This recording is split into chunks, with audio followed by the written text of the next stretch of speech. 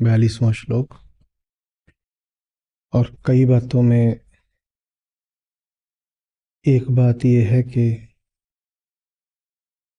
संशय को काटो, और रोचक बात यह है कि जब कई बातें होती हैं तो संशय हो जाता है।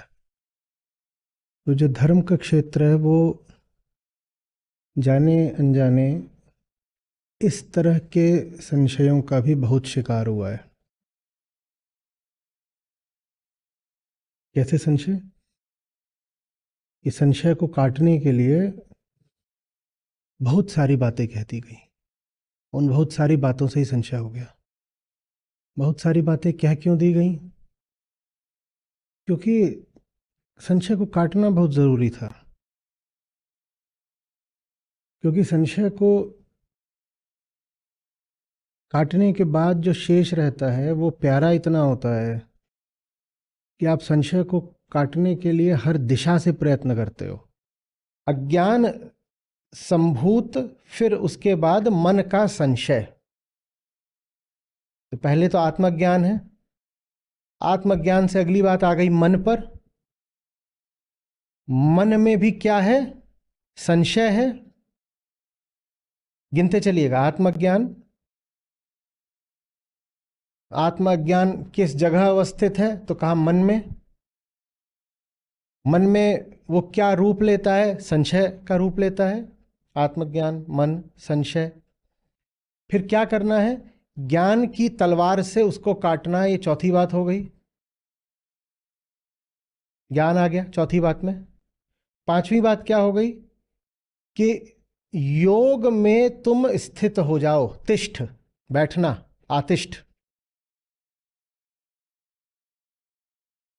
योग में स्थित हो जाए, पांचवी बात। और ये सब कुछ कुल एक श्लोक के भीतर चल रहा है। ये पांचवी बात हो गई कि योग में स्थापित हो जाओ। और फिर अभी कहा था तिष्ठ, अब कह रहे हैं उत्तिष्ठ।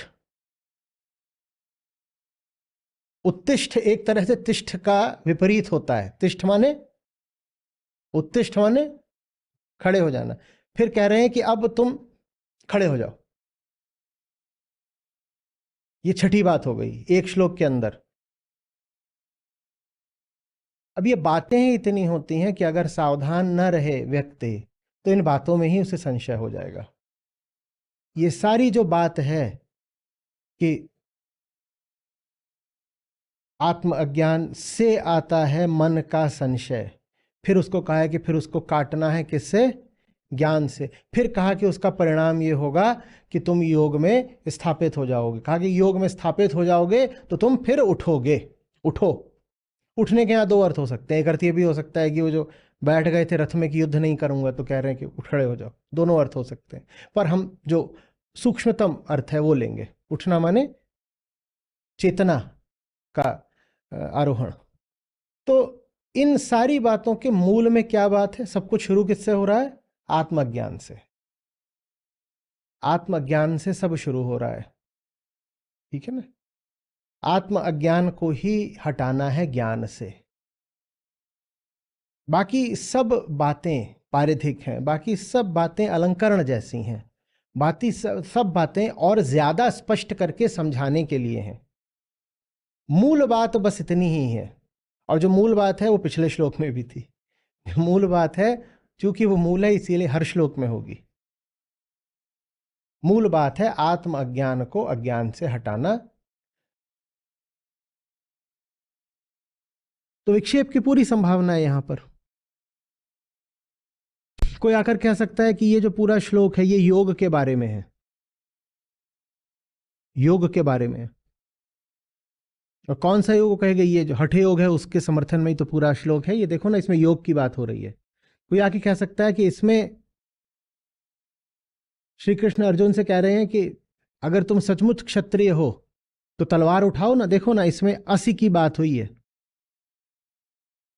यानी ज्ञान की तलवार। तो इसमें श्री कृष्ण अर्जुन को समझाना चाह रहे हैं कि ज्ञान भी पर्याप्त नहीं होता बिना तलवार के। तो तुम्हारे पास अगर ज्ञान है तो ज्ञान को तलवार बन जाने दो। तो ये जो वास्तव में है इसलिए है ताकि कुछ रक्तपात हो सके, कौरवों का सर कट सके। देखिए क्या होता है कि जब आप मेरे सामने हैं तो मैं जो बात कह रहा हूं वो इतनी साफ लगती है, इतनी प्रत्यक्ष, इतनी प्रकट लगती है, इतनी अकाट्य लगती है, क्योंकि एक तरह का फील्ड बन गया है कि आपको लगता है कि हाँ जो बात कही जा रही हो तो बिल्कुल सीधी है, और सीधी है तो हमें समझ में आई गई। जो बात वक्ता कह रहा है वो बात हमारी भी है, हमारे भीतर कोई विरोध नहीं, हम एकमत हैं, ऐसा लगता है, लेकिन ऐसा है नहीं। ये लगभग वैसी सी बात है कि गणित का कोई सवाल जब शिक्षक बोर्ड पर हल कर रहा होता है तो लगता है हाँ ऐसे ही तो होगा, हो गया हो गया हो गया, पर अगला सवाल आप स्वयं हल करने की कोशिश करेंगे तो आपसे नहीं होगा या तकलीफ आएगी। क्यों आएगी कठिनाई? इसलिए नहीं कि शिक्षक ने जो करा आपको वो समझ में नहीं आया था, इसलिए क्योंकि शिक्षक ने जो करा आपके पास उसके अलावा भी 5 तरह के और समाधान हैं जो आपके अपने हैं। जब शिक्षक हल कर रहे थे तो आपने कहा जो शिक्षक लिख रहे हैं हम उससे सहमत हैं, आपने झूठ नहीं बोला, आप बिल्कुल सहमत हैं। लेकिन आप सहमत सिर्फ शिक्षक की बात से नहीं है, आप 10 और बातों से भी सहमत हैं। वो बातें शिक्षक की उपस्थिति में दब जाती हैं, निष्क्रिय हो जाती हैं, डॉर्मेंट हो जाती हैं, प्रसुप्त, क्योंकि एक फील्ड रहता है। उस फील्ड में जो आपकी अपनी बात है वो थोड़ा सा दब जाती है, छुप जाती है। लेकिन शिक्षक जैसे ही वहां से हटेंगे और अगला उसी विषय का आपको सवाल दिया जाएगा हल करने को, आप पाओगे कि जो शिक्षक ने करा उसके अलावा 6-7 और आपके अपने व्यक्तिगत तरीके भी उछलकर सामने आ गए कि हमें भी तो आजमाओ, और अब आप कुछ गलत कर सकते हैं। तो क्या झूठ बोला जा रहा था जब आप कह रहे थे हाँ शिक्षक की बात से सहमत हैं हम? क्या आपने झूठ बोला था? नहीं, झूठ नहीं बोला था आपने, लेकिन कुछ आधा अधूरा सच बोला था, और आधा अधूरा सच ही झूठ होता है। आपने ये तो कहा था कि आप शिक्षक की बात से सहमत हैं, बिल्कुल ठीक है, लेकिन आप इस बात को छुपा गए थे कि शिक्षक की बात के अलावा भी आप 5-7 और बातों से सहमत हैं। और वो जो 5-7 और बातें होती हैं उन्हीं का नाम तो संशय है ना, कि एक नहीं है जीवन में, 7 और भी हैं। अब एक की उपस्थिति में तो लगेगा कि एक ही है, लेकिन एक सदा तो रहेगा नहीं, इसलिए नहीं कि वो एक चला जाता है, इसलिए कि आप चले जाते हैं। एक सदा तो रहेगा नहीं, जब उस नहीं रहेगा तो 5-7 जो हैं बाकी आपके सब रिश्तेदार, मेहमान, दोस्त यार, पुराना प्यार, वो सब दोबारा कूद आएंगे और वो आपको कहेंगे अरे वो ठीक था पर हमें भी तो आजमाओ। चलो वो ठीक है पर थोड़ा बहुत तो हम सही है ना, या तूने हमें बिल्कुल ही दुत्कार दिया, हम क्या किसी हक के नहीं है? तो आप कहेंगे नहीं, हक तो तुम्हारा भी बनता है, और जैसे ही आप वहां हक देंगे मामला अटक जाएगा। यही संशय है। संशय का अर्थ ये नहीं होता कि आपके मन में कृष्ण राम के लिए सम्मान नहीं है। संशय का अर्थ ये होता है कि कृष्ण राम के लिए तो सम्मान है, 7 और भी हैं जिनके लिए। वो हुआ स्थूल संशय। वो कौन सा संशय हुआ? मोटा संशय, कि नहीं ये तो ठीक है, गीता तो ठीक है, पर और भी चीजें तो हैं देखनी पड़ती हैं ना। पहली बात तो ये जो पूरा संसार बिखरा हुआ है, इसमें सारी सेना, सारी सजावट, ये सारी जो दावत है और सारी जो बारात लगी हुई है, इसकी अपेक्षा कृष्ण को, गीता को, माने जो आपको दुख से मुक्त कर सकता हो, उसको महत्व देना मुश्किल है। और महत्व से मेरा आशय है एक निष्ठ महत्व, बिखरा विक्षिप्त महत्व नहीं, एक निष्ठ एक्सक्लूसिव महत्व।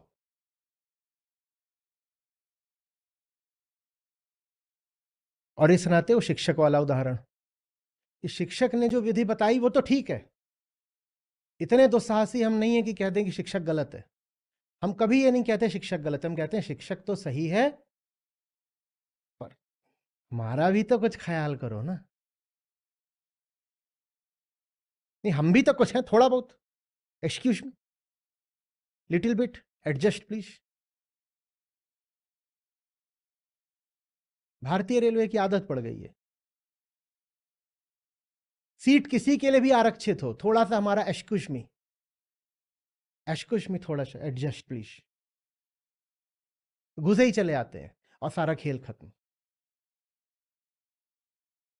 सत्य बड़ा नाजुक जैसा होता है। अब मैं जो बोल रहा हूं उससे समझ लीजिए कुछ होता है, कुछ नहीं होता है, पर समझाने के लिए बोल रहा हूं।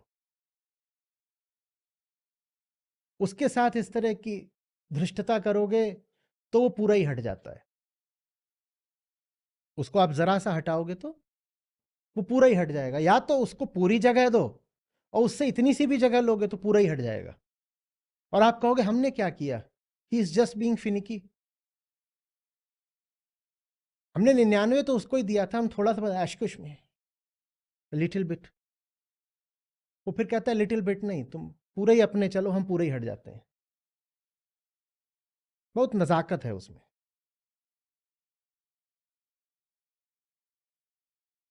रहेगा तो पूरा रहेगा, नहीं तो अर्ध सत्य जैसा कुछ नहीं होता,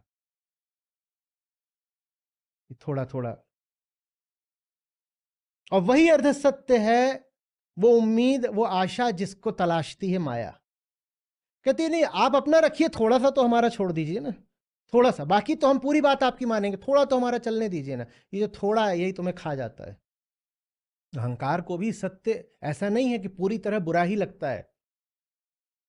देखो ना, अहंकार भी जब एकदम अपनी ही हरकतों से पिट पुट लेता है, दुखी हो लेता है, त्रस्त हो लेता है, तो आता तो सत्य की शरण में है ना। मंदिरों में वरना इतनी लंबी कतारें क्यों लगती, ध्यान केंद्र, योग केंद्र इतने क्यों प्रचलित होते। अहंकार को भी सत्य चाहिए, पर कितना, आधा आधा, थोड़ा तुम्हारा थोड़ा हमारा, 50-50। वो माया है अहंकार की आशा कि सत्य के साथ सह अस्तित्व संभव है। सत्य बहुत काम का होता है अहंकार के भी। जब अहंकार पिट लेता है तो राहत किससे मिलती है, फिर आ जाता है, कहता है भजन सुना दो। कोई गीता के सत्र ना सुन रहा हो, एक ही संभावना है, उसका सब अच्छा चल रहा है। और जब बहुत अच्छा चलने लगेगा तो वो अगले महीने रजिस्टर भी नहीं करेगा। जब पिटने ही लगता है दुनिया से तो फिर यहां आता है। तो ऐसा नहीं कि अहंकार को सत्य से 100% तकलीफ ही हो, नहीं, उसे सत्य चाहिए। सत्य के बिना अहंकार जी ही नहीं सकता। अहंकार के जो लक्षण हैं वो तो पिटने के ही हैं। तो दुनिया के पीछे भागता और फिर दुनिया से दुलत्ती भी खाता है। और जब दुलत्ती खाता है तो किधर को आता है, वो सत्य की तरफ आता है। तो सत्य तो उसको चाहिए, लेकिन उतना ही जितना उसकी छोटी सी जेब में घुस जाए, बस उतना ही चाहिए, उससे ज्यादा नहीं। उससे ज्यादा मिलने लगता है तो फिर वो तो गड़बड़ हो रही है। तो फिर वो क्या करता है, ये भी नहीं कर सकता कि दूर जा सके, और उसे अगर पूरा ही मिल गया तो उसकी जान निकल जाएगी। हम्म लोगों के गले दबते होंगे तो कोई कैसी कैसी आवाज निकालता होगा। अहंकार का गला दबता है तो बस एक ही आवाज आती है, क्या, ए। तो दूर जा नहीं सकते, क्योंकि दूर जाएगा तो दुनिया के पीछे जाएगा तो बहुत दुलत्ती खाएगा। तो फिर लौट लौट के देखते नहीं सेल्फ हेल्प कितना बिकता है। ये क्या है, एक विकृत कोशिश ही है किसी तरह से सत्य की जूठन चाटने की। और जितने विकृत रूप हैं धर्म के, ये क्यों प्रचलित हैं, ये भी एक तरह की कोशिश है सत्य का किसी प्रकार का सानिध्य पाने की। असली नहीं तो नकली ही सही, लेकिन आवश्यकता तो उसकी है। वो बिल्कुल ना हो तो अहंकार की हालत खराब हो जाती है। और पूरा मिल जाए तो ऐ हो जाता है। तो करें क्या, एकदम ना मिले तो दुनिया से दुलत्ती खाता है, और पूरा मिल जाए तो ऐ हो जाता है। तो फिर वो क्या करता है, वो ये करता है कि रहे भी ताकि हमें ये कहने को हो कि है, और ऐसे रखें कि उससे नुकसान भी ना हो। अहंकार के देखे तो सत्य नुकसान की ही चीज है ना। और ऐसे रखो कि नुकसान भी ना हो। तो फिर वो सत्य की परिधि पर जो कुछ होता है वो उसको चूमना चाटना शुरू कर देता है, कि जैसे कोई मंदिर की दीवारों को चाट रहा हो, कि जैसे कोई श्लोक के मर्म को छोड़ करके शब्दों को रट रहा हो, कि जैसे श्लोक में जब 6 बातें कही गई हों तो मूल को छोड़कर बाकी 5 पर ध्यान दिया जा रहा हो, कि जैसे सोचा जा रहा हो कि सब श्लोकों में अलग अलग बातें हैं और अलग अलग बातों का जो एक साझा मूल है उसकी उपेक्षा की जा रही हो। ये सब मात्र असावधानी या दुर्घटनावश नहीं होता, ये हमारी चाल होती है कि हम ये कह भी दें कि हम सत्य के पास हैं, और सत्य के पास आने पर जो नुकसान होता है, माने जो कीमत चुकानी पड़ती है, वो कीमत भी ना चुकानी पड़े। हमने पढ़ी है गीता, और गीता का कोई ऐसा श्लोक और उसका कुछ ऐसा अर्थ उठा लाएंगे कि आप चौंक जाएंगे। आप कहेंगे इस आदमी को पूरी गीता में ये बात मिली और उसका उसने ये अर्थ निकाला। वो निकाल सकता है। अब वो अपने आप को गीता का प्रेमी भी बोल सकता है, गीता विज्ञ भी बोल सकता है, और गीता की जो कीमत चुकानी चाहिए थी वो भी नहीं चुकानी पड़ी, है ना बढ़िया सौदा। यही संशय है। संशय कोई दुर्घटना नहीं होती, संशय एक चालाकी होती है।